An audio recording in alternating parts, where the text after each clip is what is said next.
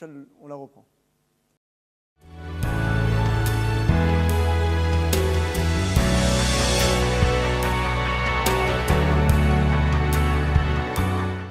Shalom Aleichem, quel plaisir de pouvoir étudier ensemble aujourd'hui la page Ted Vav du traité Nedarim.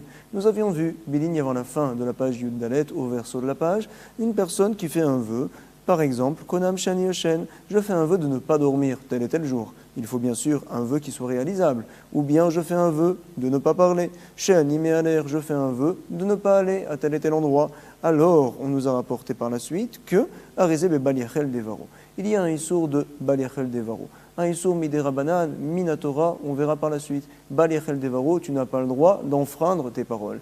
Également, une personne qui a dit, nous avait rapporté la Mishnah, Konam Sheani Meshamcher, il dit à sa femme, je fais un vœu de ne pas avoir une relation avec toi. C'est une très mauvaise idée, il ne faut jamais faire une telle chose. Il y a un issour en tout cas, Lo Yachel Devaro, il n'a pas le droit de transgresser sa parole. Nous avions vu également deux avis. Tout d'abord, celui de Rav Yehuda au nom de Rav dans la Gemara, qui nous disait, tu sais, une personne qui fait un vœu de ne pas dormir aujourd'hui, si jamais il dort demain. Alors on lui dira, tu n'as pas le droit de dormir aujourd'hui, de peur que tu viennes demain à oublier et à dormir également. Encore une fois, le vœu, c'est au sujet d'aujourd'hui, je n'ai pas le droit de dormir aujourd'hui, j'en fais un vœu, et la condition, c'est si jamais je dors demain. Rav nous dit, attention à sourd de dormir aujourd'hui, de peur que tu viennes à dormir demain. Le deuxième avis, c'était celui de Rav Nachman, 3 lignes avant la fin, qui nous disait « Tu as le droit, monsieur, de dormir aujourd'hui, nous ne craignons pas que demain tu viennes à enfreindre la condition que tu as émise, c'est sûr que demain tu ne dormiras pas. » La Gemara nous a dit un point très important. Toute leur marloquette, c'est uniquement, donc, lorsque demain, par exemple, c'est la condition. Alors là, nous dit Rav, on a peur que la personne vienne à enfreindre la condition. Aux yeux des gens, enfreindre la condition, ce n'est pas enfreindre le vœu. Mais ce n'est pas vrai, parce que Béhémet, lorsqu'il enfreindra la condition, alors rétroactivement, il aura enfreint tout son vœu. Nous allons relire ça dans les mots, justement, deux lignes avant la fin, Vemodé, Rav Yehuda, Beomer. Konam, Enai, Beshina, une personne qui dit « J'interdis mes yeux de dormir demain si jamais je dors aujourd'hui ». Aujourd'hui, c'est la condition, demain, c'est le vœu. Donc demain, le vœu, il ne l'enfreindra pas, on n'a pas à craindre. Ayom, alors on nous dit Imeshan Ayom, chez Yashan Ayom. Tout le monde est d'accord qu'il a le droit de pouvoir dormir aujourd'hui parce que demain il n'enfreindra pas son vœu. Qui l'omisdaer betana, une personne lorsqu'elle ne fait pas attention des fois, c'est au sujet de la condition du tnaï. Par contre, le issour en lui-même, le neder, la personne fait très attention. Aval beissour, misdaer, nous dit l'agma. Nous allons tout d'abord rapporter notre Mishnah en tant que preuve apparemment contre l'opinion de Rav Yehuda au nom de Rav. Dans le recto de cette page-là, nous allons rapporter plusieurs preuves apparemment contre l'opinion de Rav, à savoir on ne craint pas que la personne vienne par la suite à enfreindre la condition, on lui dit tu sais, tu peux donc faire telle et telle chose, par exemple dormir aujourd'hui, on ne craint pas que tu viennes à dormir demain. Par exemple, il était marqué dans la Mishnah Tnan, Konam she'ani yoshan she'ani me'aler she'ani medaber. On ne comprend pas cette Mishnah-là. Une personne qui fait un vœu de ne pas dormir, de ne pas aller à tel endroit, de ne pas parler à telle personne, par exemple, nous dit l'agma echidame. Dans quel cas on parle dans la Mishnah? Inema, si tu me dis midektane, kedektane, sheani yoshen, behemet, on parle d'une personne qui fait un vœu de ne pas dormir, mais on doit savoir que ce n'est pas un vœu, mi havenidra, parce qu'il nous a été enseigné, on l'avait vu du reste, ve'atnan, chomer bajvot. Il y a donc un point au sujet duquel la jvoa, le serment, est plus important que le neder, il marche plus souvent que le neder.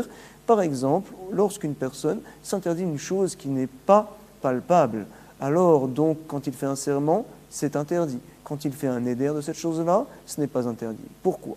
On avait expliqué à la page bête qu'une jvoa, un serment, c'est en fait la personne qui s'engage. Par contre, quand une personne fait un vœu de ne pas dormir, de ne pas aller à tel endroit, de ne pas parler, ce n'est pas palpable, ce n'est pas touchable. C'est la raison pour laquelle ce n'est pas un vœu. Voici ce qu'on a appris dans la Mishnah là-bas.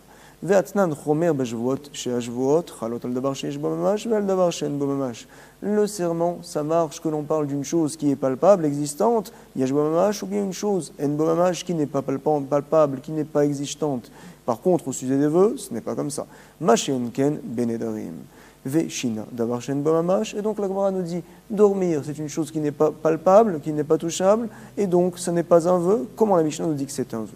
forcément nous devons de comprendre la Mishnah différemment. Et là, Dehamar Konam Ainai Beshina, il a dit, voici que je considère mes yeux comme une offrande, comme un korban, au sujet de dormir. Les yeux, c'est palpable, vous pouvez justement me voir, c'est donc touchable. Et c'est la raison pour laquelle c'est oui un vœu. Comme ça nous dit l'Agmara. Konam, la personne interdit ses yeux au sujet de dormir. Enai Beshina. Et nous dit l'Agmara, Vei delo yahiv shiura. Si la personne n'a pas donné de shiur, de temps à cette interdiction-là, par exemple, mes yeux sont interdits au sujet de dormir pour tout le temps. Mais attends, ce n'est pas un vœu, pourquoi? Ce n'est pas réalisable, et on sait que toute chose qui n'est pas réalisable, alors ce n'est pas considéré comme un vœu. Selon certains, c'est oui un vœu, la personne a fait l'interdiction, a fait le issour de Baliachel de Revaro, mais comme on sait qu'il ne pourra pas tenir quoi qu'il arrive, tout de suite on le punit, on lui donne malcoute, on lui donne des coups, et on lui dit dors tout de suite, voici ta punition, tu peux dormir tout de suite. Donc forcément la Mishnah, qui nous fait comprendre que la personne doit faire attention de ne pas dormir, Béhémet, alors on ne parle pas d'un tel cas. Comme ça nous rapporte la Gemara. Et la Dehamar, Konam, Ainai, Beshina, Vei delo yahiv shiura. Si jamais donc n'a pas été donné un temps, un shiur, Mishafkinan le, est-ce qu'on va le laisser à Dehavar, Issour, jusqu'à ce qu'il arrive au Issour, c'est-à-dire jusqu'à ce qu'il s'endorme? Pas du tout. Vehama Rabbi Yochanan, je vois Shaloishan, quelqu'un qui a par exemple fait un serment de ne pas dormir pendant 3 jours. C'est possible? Non, ce n'est pas possible. Même à l'armée, on ne peut pas faire une telle chose, ne pas dormir pendant 3 jours. Qu'est-ce qu'on fait? On le punit tout de suite, Malkinoto, et on lui dit dors maintenant. Veyoshen l'alter. Forcément, notre Mishnah, on parle dans un autre cas, nous dit l'Agmara. Donc l'Agmara finalement va nous dire de quoi parle-t-on. Si jamais on parle d'une personne qui fait un vœu d'interdire ses yeux, nous dit le Ran, de dormir aujourd'hui, c'est pas chouette qu'il n'a pas le droit de dormir aujourd'hui. Auquel cas, il enfreindra le Issour, Baliachel Devaro, attention, tu ne dois pas transgresser ta parole. Donc on parle d'un cas particulier, où il y a un chidouche, à savoir, et la Dehamar Konam Enai Beshina les Machar, voici que j'interdis mes yeux comme un korban, comme une offrande, au sujet de dormir demain, si jamais je dors aujourd'hui. Donc l'interdiction, c'est demain, le vœu est sur demain. Par contre, donc, la condition est aujourd'hui. Alors on dit dans ce cas-là, Ha Marta, Kol Beisure Misdaer. Tu m'as enseigné au départ, comme ça nous avait dit l'Agmara, qu'au sujet de l'interdiction du Issour, du Neder en lui-même, les gens font attention. Donc comme la condition est aujourd'hui et demain c'est le vrai Issour de dormir, les gens ne viendront pas dormir demain, même si aujourd'hui on leur permet de dormir, on n'a rien à craindre, nous dit l'Agmara. Pourquoi donc dans la Mishnah il est marqué Baliachel Devaro? Forcément, et la Pshita. N'est-ce pas que l'on parle du cas inverse? Dehamar, la personne a dit, Konam Ainai, j'interdis mes yeux au sujet de dormir Beshina aujourd'hui, si jamais je dors demain. Et donc, qu'est-ce que l'on voit dans la Mishnah? Il y a un Issour de Baliachel Devaro. Ça voudrait dire qu'on l'a laissé dormir aujourd'hui, et on vient m'apprendre, tu sais, puisqu'on l'a laissé dormir aujourd'hui, si demain il s'est endormi, il a fait le Issour de Baliachel Devaro. Nous voyons donc de la Mishnah, apparemment, qu'on permet, c'est ça le chidouche, de faire dormir une personne aujourd'hui, on ne craint pas qu'elle vienne à dormir demain. Et c'est la raison pour laquelle, si demain elle dort, alors elle enfreint le Issour de Baliachel Devaro. C'est ce que nous dit la Gemara, Veilo Nayem Hayom. Si jamais, comme toi, Rav Yehuda, au nom de Rav, tu penses qu'on ne le laisse pas dormir aujourd'hui, Ki Nayem le Machar, même s'il dort demain, quel est le problème? Mal Baliachel Devaro, Ika, il n'y a en aucun cas le Issour de Baliachel Devaro. Forcément, nous dit la Gemara, et la lave, n'est-ce pas que Bede Nayem. Ça voudrait dire que l'on parle dans un cas dans la Mishnah où on l'a laissé dormir la veille. Et on vient m'apprendre, puisqu'on l'a laissé dormir la veille, le lendemain, s'il dort, il y a le Issour de Baliachel Devaro. Alma, donc, Aïté, Denayem, ça veut dire que c'est possible qu'il dorme, Vetiufta de Rav Yehuda. Et donc on a une objection sur l'opinion de Rav Yehuda au nom de Rav. La Gemara va nous dire non. Tu sais, Kiktane de Hinayem. Behemet, la Mishnah, on se doit de la comprendre différemment. Au contraire, elle vient nous faire savoir, puisqu'il a fait donc cette condition-là, on lui dit, tu sais, ne dors pas aujourd'hui de peur que demain tu viennes à dormir et que par là même tu enfreindras le Issour de Baliachel Devaro. Au contraire, dit Rav Yehuda, la Mishnah va même comme moi, et la Mishnah vient faire comprendre que, Béhémet, on doit faire attention que demain il ne soit pas face au Issour à Baliachel Devaro si jamais il vient à dormir. C'est la raison pour laquelle, dès aujourd'hui, on se doit de l'interdire de dormir. Comme ça explique Rav Yehuda, la Mishnah, selon sa compréhension. Donc pour l'instant, notre Mishnah peut être expliquée soit selon Rav Yehuda, soit selon Rav Nachman, et donc nous n'avons pas d'objection.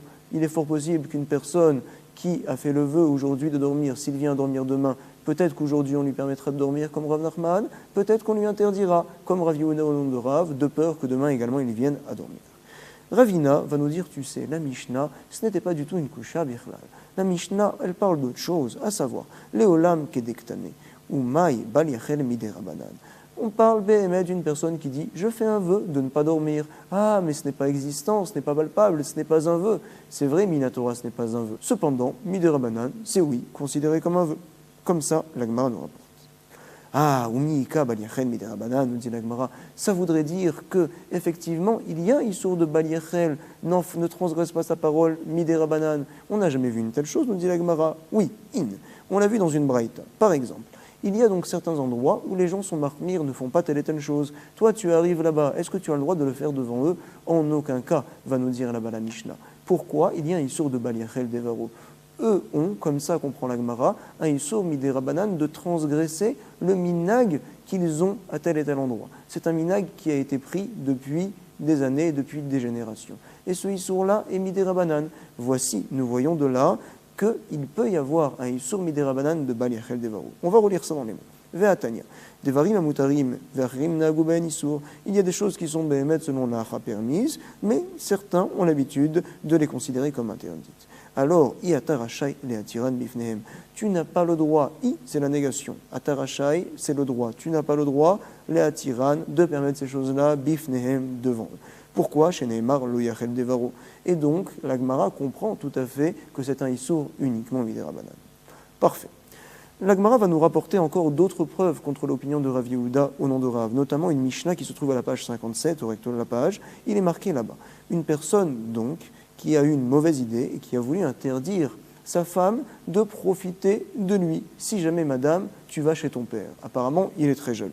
À savoir, Tnan, sheat nenitni, tu n'as pas le droit de profiter de moi, j'en fais un vœu, jusqu'à Pessah. Tu ne peux pas profiter de moi jusqu'à Pessah. On est par exemple un mois avant, au mois de Hadar. Pessah se rapproche. Si jamais tu vas chez ton père avant la fête de Sukkot, dans 7 mois, im telchi lebet avicha ad achag. Alors, nous dit la Mishnah, Al-Khal ifne à Pessah, si jamais donc avant la fête de Pessah, tout de suite au mois de Hadar, elle est partie voir papa, on lui dira madame, tu n'as pas le droit de profiter de ton mari. C'est ce qui est marqué dans la Mishnah. Jusqu'à Pessah, tu ne peux pas profiter de lui. Et donc, nous déduisons de la Mishnah, spécialement quand elle est partie chez son père avant Pessah, alors on lui dit, madame, puisque tu as enfreint la condition, alors tu n'as pas le droit de profiter de ton mari. Al-Khalifna Pessah Asura. Par contre, si elle n'est pas allée chez son père jusqu'à Pessah, on lui dit, madame, tu peux profiter de ton mari jusqu'à Pessah, on ne craint pas que tu ailles chez ton père par la suite jusqu'à Sukkot. Lo alcha, lo. Et donc on a une preuve d'ici, contre Rav Yehuda au nom de Rav. On peut permettre à une personne, par exemple, de profiter de son mari, comme ici madame, et on ne craint pas que par la suite elle vienne à enfreindre la condition, à savoir d'aller par la suite chez son père. Amar Ravava, non. Alcha, lifne a Pessah, asura veloka, lo alcha, asura be'alma. Va nous dire Rabbi Abba, non. Nous avons une réponse à Rav, à savoir, Al-Kha lifne à Pessah, la Mishnah vient nous faire savoir quand madame est partie, donc avant Pessah, chez son père, dans ce cas-là, elle n'a pas le droit de profiter de son mari, et auquel cas, elle recevra une punition minatora, elle sera loquée, elle aura fait un issour minatora, asura veloka.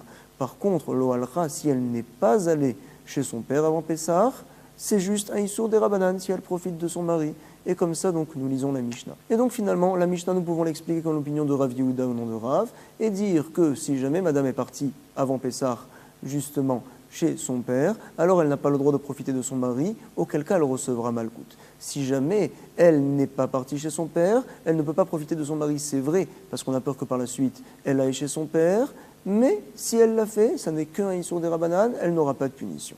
Comme ça, nous comprenons. Jusqu'à présent, Rav Yehuda et Rav Nachman, nous n'avons aucune preuve comme l'un ni comme l'autre. Parfait. Nous sommes donc 3 lignes avant la fin du recto de la page Tedvav, et la Gemara va cette fois nous rapporter la Sefa, la fin de cette Mishnah qu'on a vue à la page Nunzaïn. C'est le cas inverse, Ema Sefa. Achar a Pessah, Bebal Yachel Devaro. Il est tout d'abord rapporté que après Pessah, il y a le Issour de Bal Yachel Devaro. Et donc, nous comprenons que madame a profité de son mari. C'est la raison pour laquelle, après Pessah, si elle va chez son père, il y a le Issour de Bal Yachel Devaro. Ça veut dire qu'on lui permet, madame, de profiter de son mari. On ne craint pas, encore une fois, contre Rav Yehuda au nom de Rav.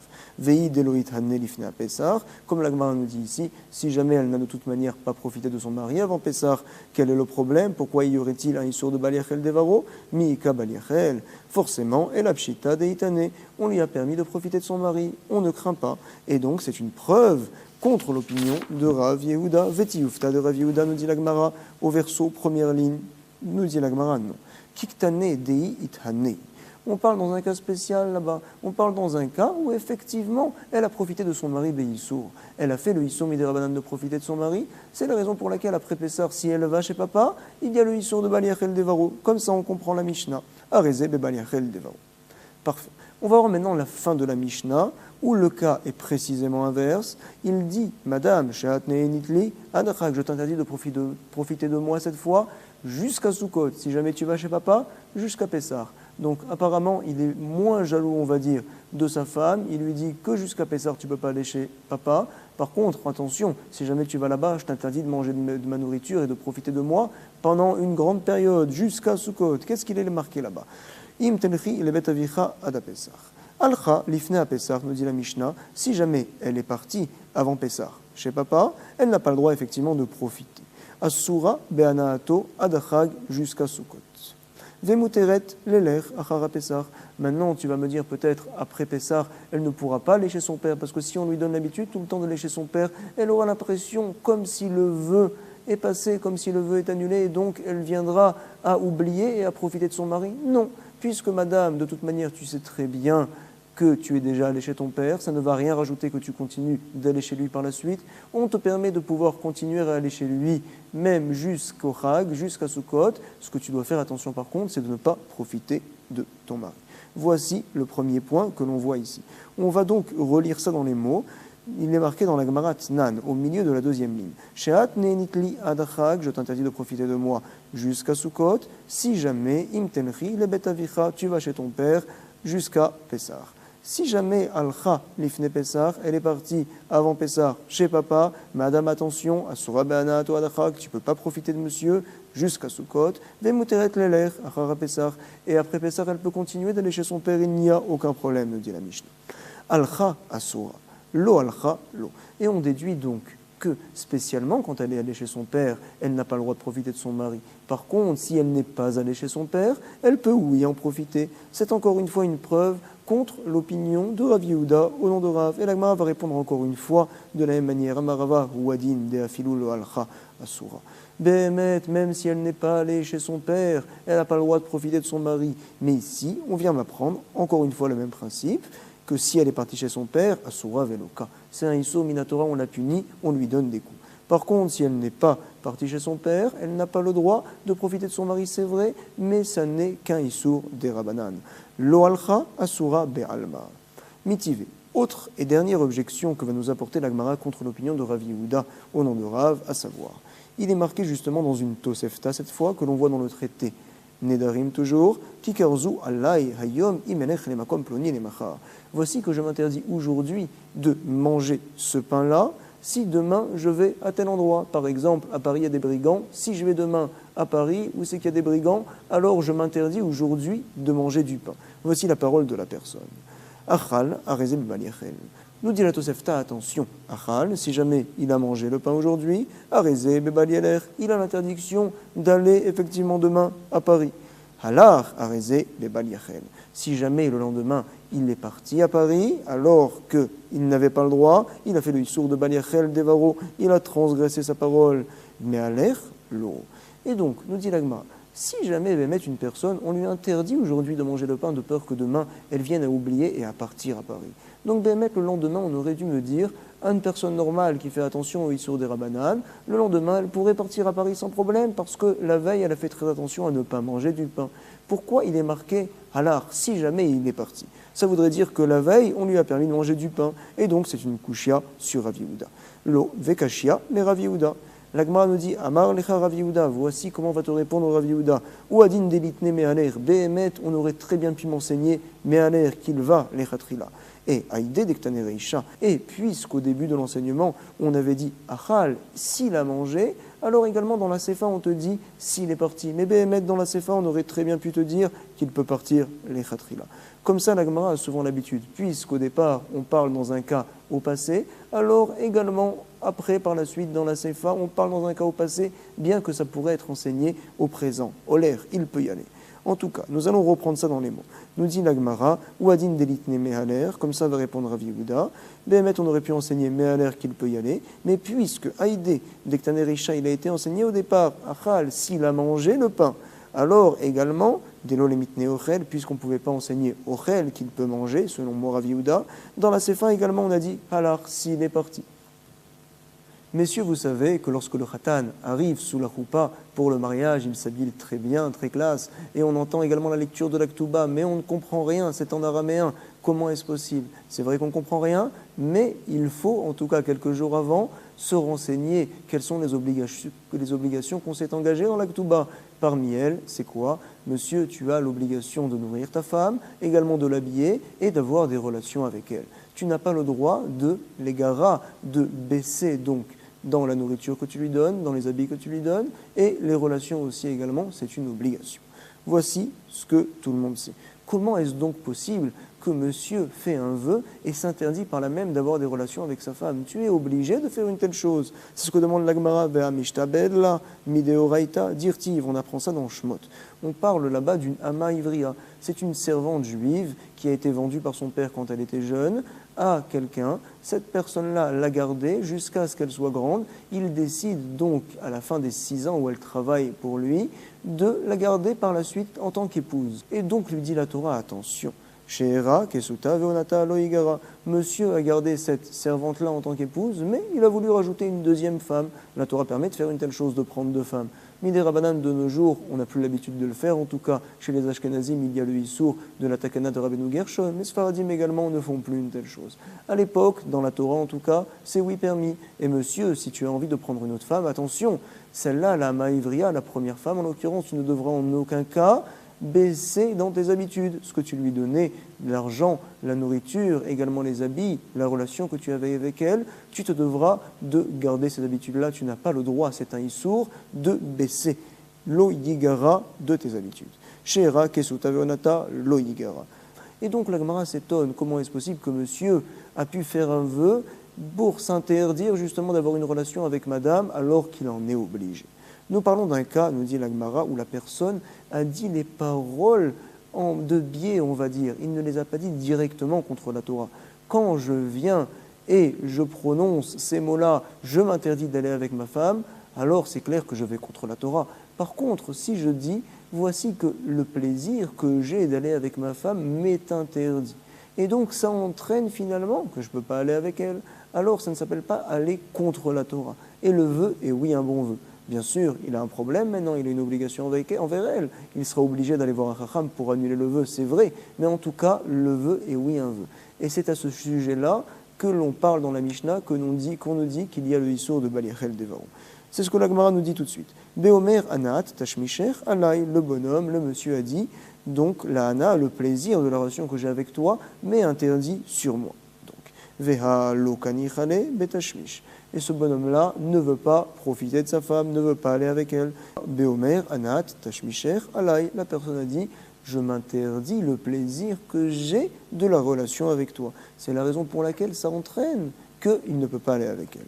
Nous dit la Gemara, Vea lo ka nichale betashmish. Cette personne-là donc ne veut pas partir avec sa femme et de cette manière-là, il arrive finalement à s'interdire une telle chose. D'où c'est qu'on voit ce principe-là, que faire le issour de biais, ça marche. Nous avons vu ce principe-là des Amar Rav Kahana. Tashmishi, Allah Rav Kahana a dit, si jamais monsieur veut interdire sa femme d'aller avec lui, alors on n'écoute pas une telle chose, on force madame et monsieur pourra avoir une relation avec elle. Pourquoi? Puisque la Torah a également obligé madame d'avoir une relation avec lui, alors en aucun cas, il ne peut interdire cette relation-là, kofinota ou meshameshato, parce que madame, elle est obligée. Deshi Bouddha, meshabet le. Par contre, si jamais monsieur a dit ça différemment, il a dit Anat tashmishi chalaïr, j'interdis donc le plaisir que tu peux avoir lorsque tu as une relation avec moi, alors dans ce cas-là, assour. Madame n'a pas le droit d'aller avec lui. Également, monsieur n'a en aucun cas le droit de la forcer. C'est un sourd pour elle. Chez Enma Achilin le Adam Davar Assour. On ne fait jamais manger à une personne quelque chose qui est interdit, une nourriture interdite. Également, ici aussi, madame n'a pas le droit d'aller avec lui. Il ne peut en aucun cas la forcer.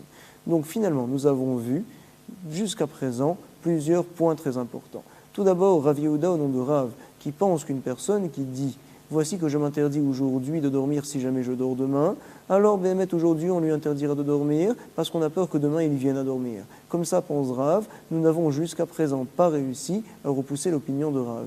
Il y a une deuxième opinion, c'est celle de Rav Nachman, qui nous dit « Monsieur, tu peux dormir aujourd'hui ?» parce que demain, on ne craint pas que tu viennes à dormir. Et nous avait dit la Gemara, au début du recto de la page, comme quoi leur unique marloquette, c'est donc au sujet de la crainte que l'on peut avoir que la personne vienne à enfreindre la condition, le tnaï. Par contre, si c'est à l'inverse, la personne dit « Voici que je m'interdis de dormir demain », l'interdiction est sur demain, si jamais le tnaï, la condition, c'est que je dorme aujourd'hui. Alors monsieur dort aujourd'hui parce que demain c'est l'essentiel, le ikar du vœu du neder, c'est sûr que tu feras très attention à ne pas enfreindre une telle chose. On avait vu également que si jamais monsieur veut interdire la relation avec sa femme, il ne peut en aucun cas le faire. Pourquoi ? Parce que la Torah lui oblige d'avoir des relations avec elle. Également, madame a cette obligation d'aller avec son mari. Par contre, le faire de biais, on va dire, monsieur dit, voici que je m'interdis le plaisir de la relation avec toi, ça entraîne que puisqu'il a du plaisir, quand il va avec elle, bien sûr, alors il ne pourra pas aller avec elle. Dans ce cas-là, le vœu est bon. Attention, il ne faut jamais faire une telle chose. Béhémet, on a l'obligation d'aller avec sa femme, mais si jamais il l'a fait, c'est oui un vœu. Nous allons lire tout d'abord la Mishnah qui se trouve 3 lignes avant la fin du verset de la page Tet Vav. Chez Voix, chez Eni Yoshen, chez Eni Medaber, chez Eni Mealer. Quelqu'un qui jure de ne pas dormir, de ne pas parler et de ne pas aller à tel endroit par exemple. On en avait parlé déjà au recto de la page. Effectivement, Assour, le neder est bon, il n'a pas le droit justement de dormir 1 jour, 2 jours, 3 jours, comme on l'avait rapporté. Selon Ravina également, nous avions vu que bien que dormir, ce n'est pas quelque chose de touchable, de palpable, mais le vœu est oui un vœu, cependant, midé rabanan. Korban lo ochal lecha. Alors là, c'est un cas particulier. Lorsque je dis korban lo ochal lecha, en général, tu sais, quand on fait un vœu, on dit ke korban, voici que dormir donc ou bien manger ta nourriture, c'est pour moi comme une offrande, on compare. Par contre ici, la personne n'a pas comparé. Il a dit une offrande, il a dit lo ochal lecha, je ne mangerai pas de ta nourriture. On pourrait peut-être dire que ce n'est pas un vœu, à savoir c'est une joua, il a fait un serment. Et comment c'est possible quand on fait un serment, on jure sur le nom de Dieu, ou bien on dit le mot joua, serment en toutes lettres. Mais ici la personne a dit korban, ça voudrait dire qu'il jure sur la vie du korban. Mais ce n'est pas possible, les gens ne font pas une telle chose en général. Donc ce n'est pas un serment. Même un éder, même si on viendrait à dire que c'est oui un éder, un vœu, bien qu'il n'a pas dit qu'est korban, alors, Béhémet, on devrait savoir que quand même, il n'y a aucun problème, il pourra manger chez son ami. Parce que finalement, il a dit, c'est une offrande, ce que je ne mange pas de toi. Par contre, ce que je mange de toi, ce que je viens manger chez toi, ce n'est pas une offrande pour moi, j'ai le droit d'en profiter.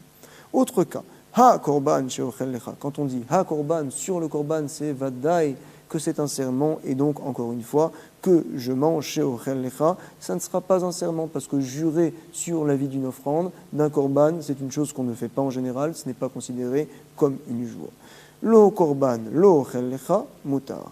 Ce n'est pas un korban, ce que je ne mangerai pas de toi. Effectivement, mutar, j'ai le droit de pouvoir manger de mon prochain, il n'y a aucun problème. On expliquera par la suite dans la Gemara pourquoi.